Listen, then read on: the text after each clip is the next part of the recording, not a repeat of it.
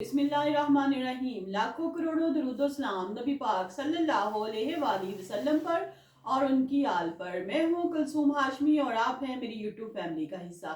अल्लाह से दुआ है कि आप जहाँ कहीं भी हों खैर खैरियत से हों। अगर अभी तक आपने मेरे चैनल को सब्सक्राइब नहीं किया, चैनल को सब्सक्राइब करें, लाइक करें, कमेंट्स करें और बेल आइकन के बटन को जरूर प्रेस करें ताकि मेरी आने वाली हर नई वीडियो आप तक पहुंच सके। 2 जनवरी को मुज़ाकरात जो हैं, मामलात जो हैं वो तय पा गए हैं। स्पीकर अयाज सादिक ने अहकाम जारी कर दिए। 6 जनवरी को इमरान खान के साथ क्या होने जा रहा है, हामिद मीर ने बड़ी खबर लीक कर दी। मुल्क की सियासत में भगदड़ मच गई। निजी टीवी पर बात करते हुए सीनियर साफी ने कहा कि 2 जनवरी 2025 को इस्लामाबाद में हुकूमत और तहरीक इंसाफ के दरमियान मुज़ाकरात का आगाज होने जा रहा है।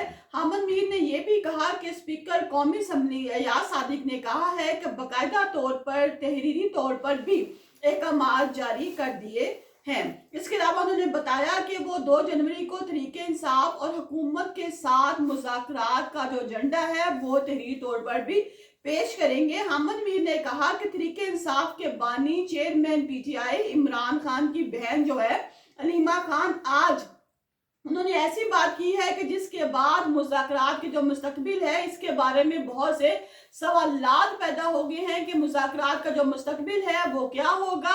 हामिद मीर ने कहा कि इमरान खान और अलीमा खान की जो मुलाकात हुई है इसके बाद उन्होंने अलीमा खान ने कहा है कि इमरान खान को 6 जनवरी को सजा हो जाएगी और ये वो सजा है जो पहले होनी थी और फैसले को थोड़े दिन के लिए आगे कर दिया गया। अलीमा खान ने बहुत बड़ा दावा कर दिया।